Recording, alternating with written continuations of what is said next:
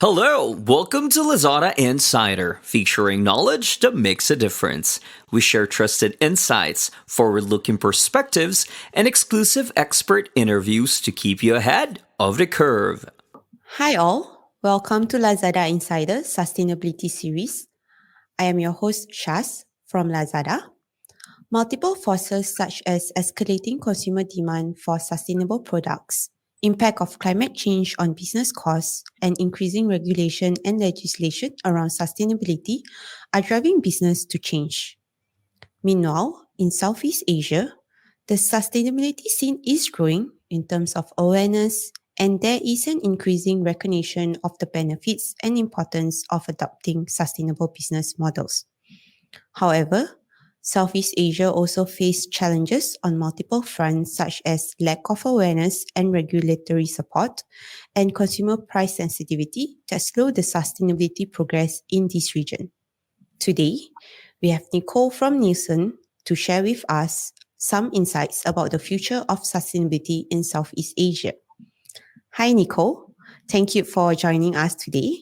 Could you tell us a little bit about yourself? Yeah, sure thing. Hi, Shaz, and thanks very much for the opportunity to speak with you all today. So just to give a little bit of context, I work within our global thought leadership team here at NielsenIQ. And from, hopefully, most of you know who NielsenIQ is, but in case you don't, we are a global market research company who really are looking at the full view of what consumer buying behavior is around the world. With that intention, we're really looking to try and help identify new pathways to growth. And that might be through measuring, more channels, more consumers, or more countries to really look at or deliver the industry's most understandable and actionable insights across the world. So within the work that we specifically do within global thought leadership, we're really looking at sort of what are some of those key disruptive forces of change that are really underlying, some of the big macro moves that we see happening. And to us, we believe that it's really critical for businesses to be understanding these so that they can plan and think ahead about how their businesses might need to adapt and change as a result of these forces as we go forward. So we actually ran a specific study in Q4 of last year, which was a component of our bigger story that we're going to be talking about today. But just so that you're aware, when we talk about our consumer sentiment, we refer to the survey that we did across 17 markets globally. But within the Asia Pacific region, we covered Australia, Indonesia, Singapore, Thailand, South Korea, China, and India. So hopefully that just gives you a little bit of context for what we're talking about. Thanks, Nicole. As mentioned, it is globally observed that there is a growing pressure from government and consumer for companies to be sustainable. So why is it now is a critical moment in the sustainability movement of many companies? What are the driving forces behind this urgency? I think, as you said up front, we have really identified sort of these three big disruptive forces that have really set the scene, I suppose, for this critical juncture that we've reached in the last 12 to 18 months. And I don't know for everyone, on the call, but for me personally, I think once you sort of have your ear open to sustainability, it's in the news every day in terms of, different announcements that countries are making, whether it's the impact of climate change that we're seeing across the board.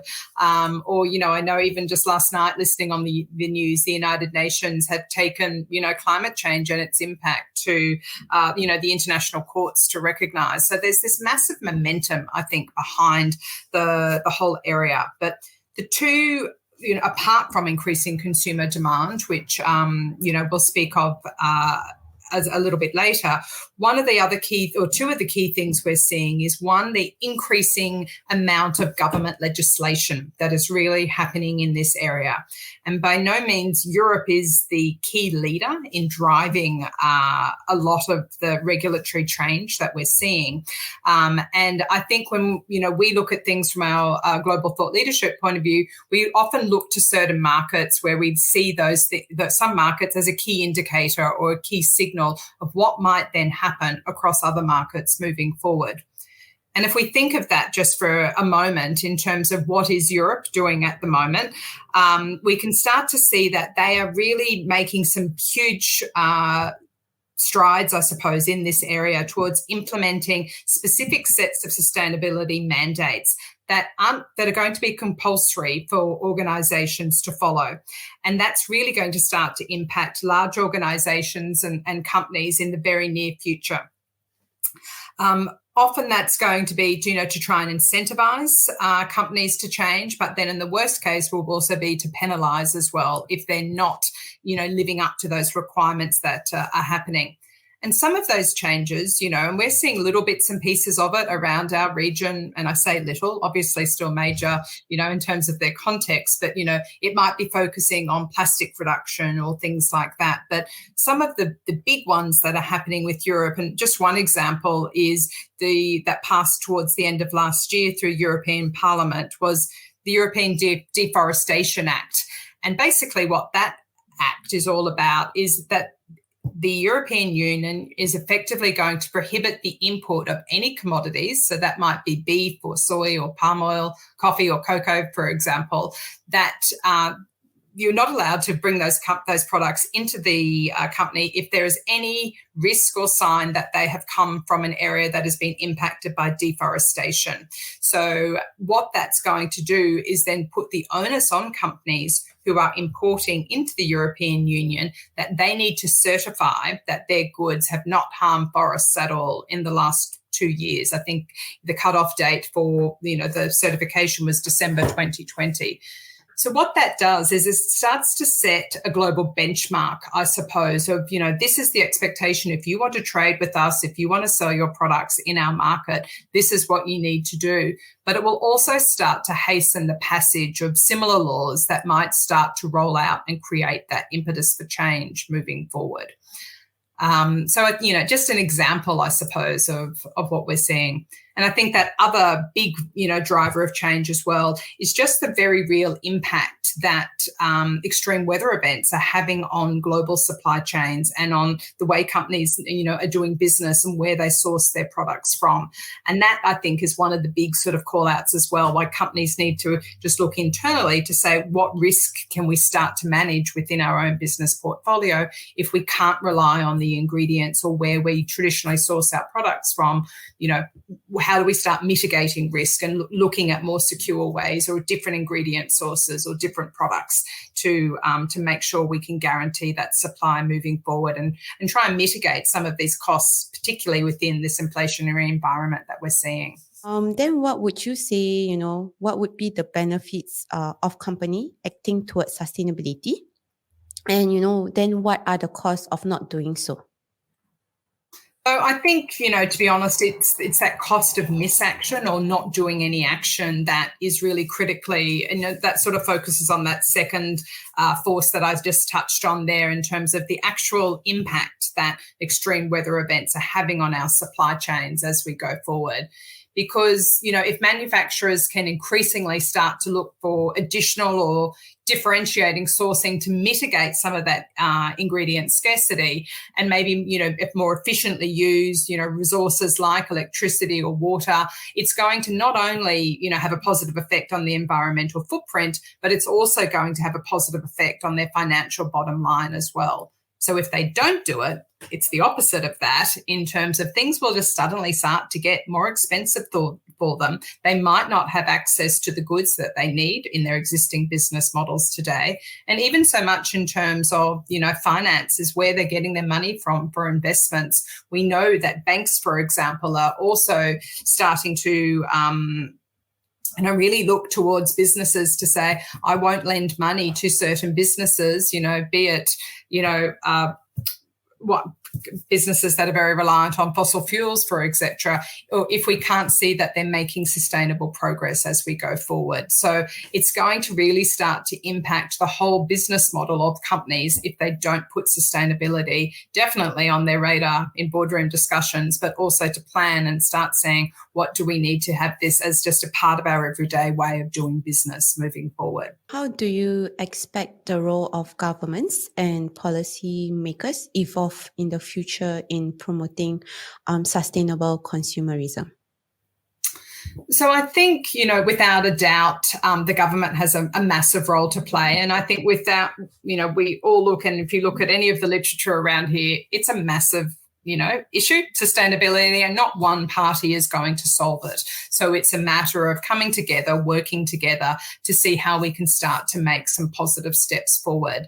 But specifically in Asia, when we asked our consumers in terms of who they hold most responsible for making sustainable progress, government was, number one in terms of the action that they want governments to be taking to help businesses, make sustainable initiatives or to help encourage them to move in that way as well. So brands were very closely followed by that. So they were neck and neck in terms of who they hold responsible. But it just goes to show, I think, and particularly, if we look across the board and we look to see the amount of climate policy that has been going on, as I said, Europe is by far the leader in terms of the amount of legislation that is occurring. So, but within Asia Pacific, when we look at that regulation that is actually occurring, it is either the right way to put it, it's a lot less stringent, I suppose, or it's sort of probably at their very early levels. So it might be more around plastic reduction or extended producer responsibility that we've just seen to start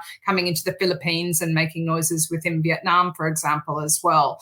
But I think when you compare that to what you're seeing in Europe, for example, where they're looking at full supply chains, where they're starting to say your products just can't come into this market unless you can validate where it's come from and its full supply chain, you can still see that Asia Pacific has quite a long way to go in terms of, the support that it's requiring from governments to make some really big changes in this space. And if we, from our consumer angle, consumers want governments to help them. So one of the numbers that I found really interesting in the report, that 78% of APAC consumers, a bit more than globally, which was 74%, want governments to increase the regulation to enforce businesses to move more quickly to sustainable practices to meet those climate targets, particularly even higher in Thailand, India, and Indonesia.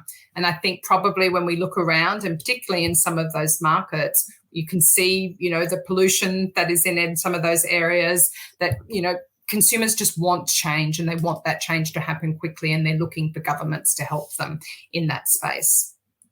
So could you also share with us, could you help us imagine what does the future of sustainable shopping look like? Yeah, sure thing. I think there is some amazing examples around the world. And I think with everything that we do, it's not that there aren't things happening in the here and now, but whether it will come into the future or not, is we'll start to see ideas that are already out there as they start to scale and gain traction, that they become mainstream and a part for what will look the everyday future of shopping look like. But some of the great examples that we see, and I think a little bit of it comes back from when we ask consumers how they'd like retailers to be helping them be more sustainable as well. One of those key areas was the potential to create sustainable aisles, a little bit like we see today in many supermarkets. We might have a health food aisle, or we might have a gluten-free section within that, as consumers are saying that it's not so easy to identify what brands are sustainable and what brands aren't. But having them all ranged in a specific area would really help that process, because it means retailers, or they've had to meet a certain criteria to get that ranging decision. And so supermarkets hopefully have already gone through, or retailers have gone through that process to make sure, brands deserve to be in that space. Other examples that we see, there's some great ones coming out of the Nordic countries, where there is one particular retailer has created an app, for example, that lets, as consumers are shopping and they're scanning their items, you can actually see the climate impact of those choices. So what's the carbon footprint that each of those products have made? Another supermarket in that area obviously is also testing some of climate labeling as well, to help, particularly help consumers to see, if, it's a bit like, actually, I should say France is also doing this as well, where they've got traffic light labeling. So a little bit like we've got the health food stars or health labeling as well, whether it gets a red, orange or green, it's the same, but from a sustainability point of view as well. And Europe is really looking at that. So trialing it in a number of countries at the moment to seeing whether they'll scale that and make that a mainstream decision. So it's not mandatory at the moment. It's voluntary for brands to be using that, but a number of retailers have come on board. And again, the reason, it makes it easier for consumers to be making those right choices. Other ways that we see is sort of incentivizing shoppers, sometimes with what they call the green window delivery as well. Consumers can nominate to say, okay, well, give me that window that they're classifying as a green window, and they get a discount for doing that, for example. So that might mean then that they don't mind at what time the product is delivered, because the retailer will then try to group, similar households in similar areas to make sure that that delivery has a lower carbon footprint than others. Refillable stations are another big initiative that a number of retailers are trialling across the world. Here in Australia, we've got Unilever is working with Coles, for example, with refillable laundry. So people take back their laundry detergent bottles and they can get them refilled. Other big initiatives that are happening in Asda in the UK with, similar type of big companies as well. So, and I think that's, again, a little bit of an easier entry point for consumers as well. It's a brand they know and trust, but, they're just focusing on that reduction in plastic and, refills, particularly if they come at a cost benefit, which can also help in this environment. It's an easy way for consumers to help in that space. So, the other big area, I think, and we speak about one of the biggest barriers was affordability for consumers, or cost being that big barrier for buying sustainable products. But, making sure that the offering that we have, be it sustainable value brands or be it sustainable private label, that we can make sure there's an easy entry point for all consumers, that it doesn't necessarily have to come. Making a sustainable choice doesn't have to be at a price premium. I think it's interesting that you share quite a bit of example, especially like from the Scandinavian countries and even from the US.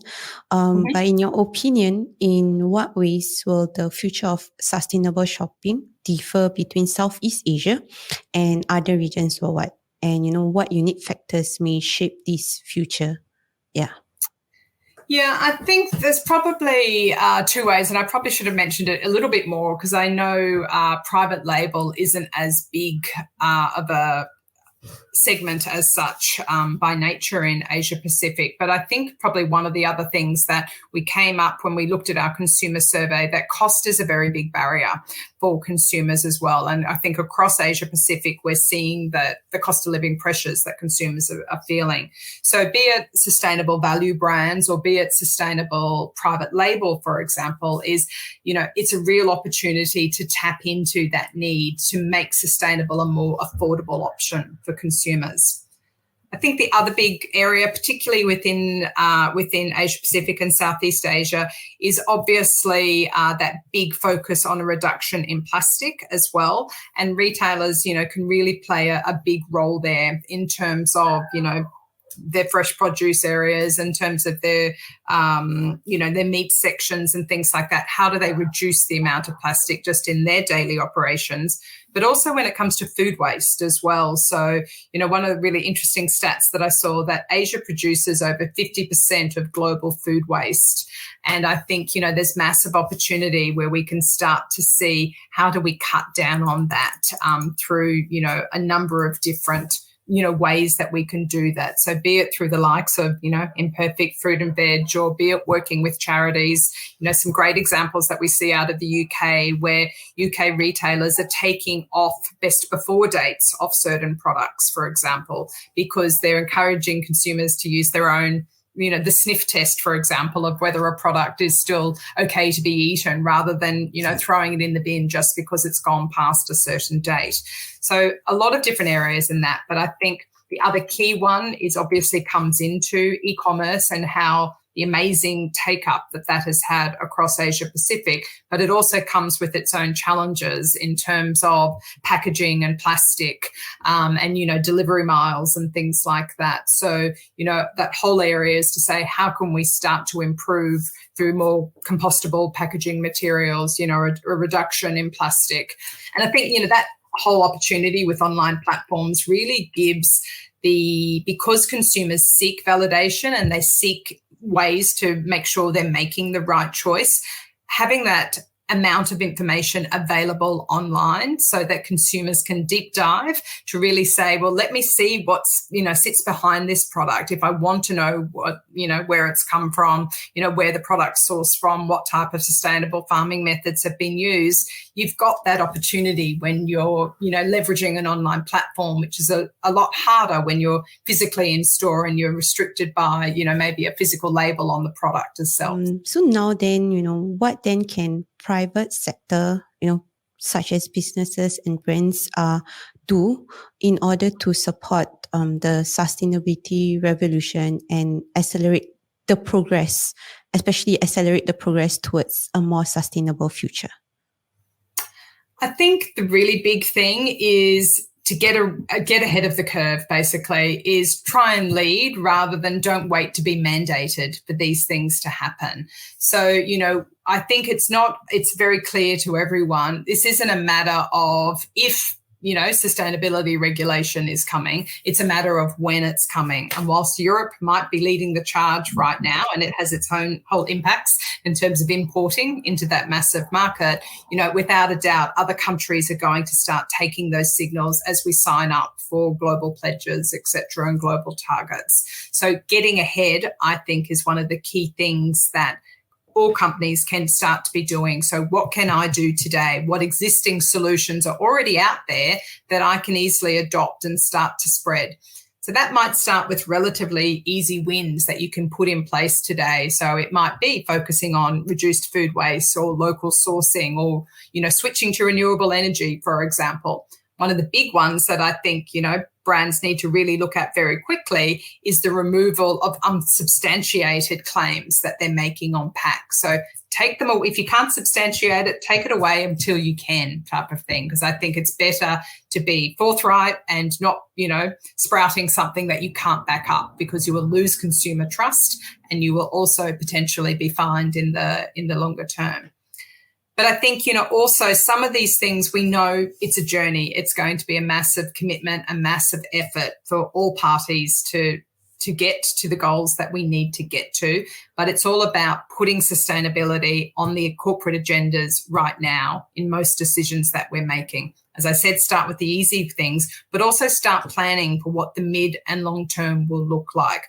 So that might mean, additional investment that we're going to have to do. That it takes time and it's going to take extra money to put those things in place. But we need to start planning for it now, because you can't just, click your fingers and say, okay, I need to know, how sustainable my farmers are, for example, and the products where I'm sourcing. You need to start working with them, getting them to understand the importance, putting sensors in place, all of those different types of things to be able to track that in the longer term, because that longer term will be here before we know it. And I think what we do believe is that companies that can get ahead, can start planning, they're going to be the winners versus those who are left scrambling to adjust their business models, who may not be able to do that in time once where we see the regulatory environment that will be occurring. Yeah, I think that bring out a point, like there's need to be commitment from the brands and, there's investment required. So then, for the smaller players, how will then, future of sustainability impact the smallest player, especially like the SME, and, what steps can they take to respond to this shift or proactively prepare for it, since, they probably have, lesser resources and yeah.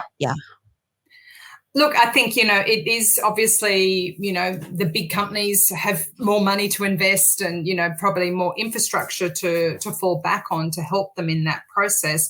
But at the same time, I think there's also the simplicity of the small and medium brands is that they have that greater transparency of their supply chains, and they have that closer working relationship with their suppliers and their producers as well. And I think that is a massive advantage for small to medium businesses, that they can start to say, well, if I can validate, if I can work with these producers and suppliers, obviously having that sustainability hat on from the very beginning, making sure that it's at the table in all of your discussions when you're talking about product innovation.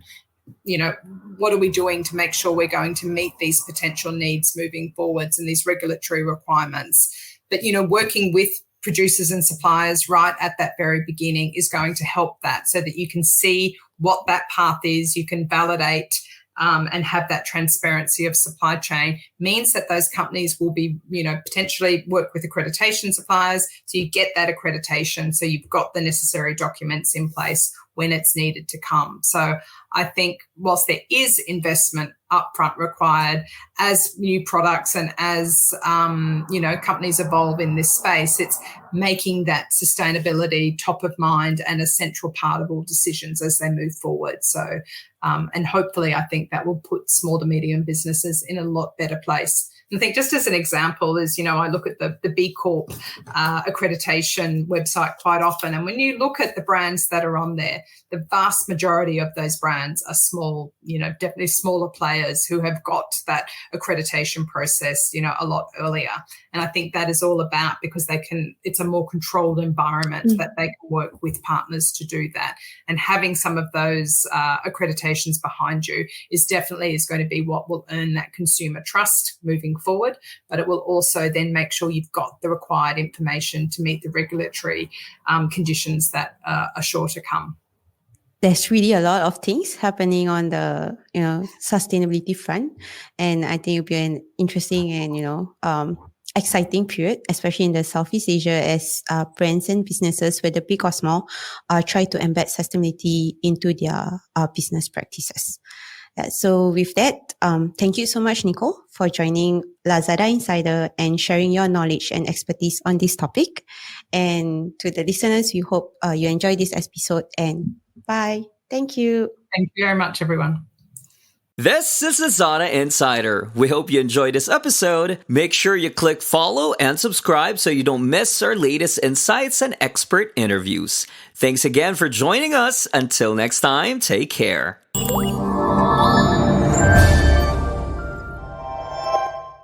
Lazada.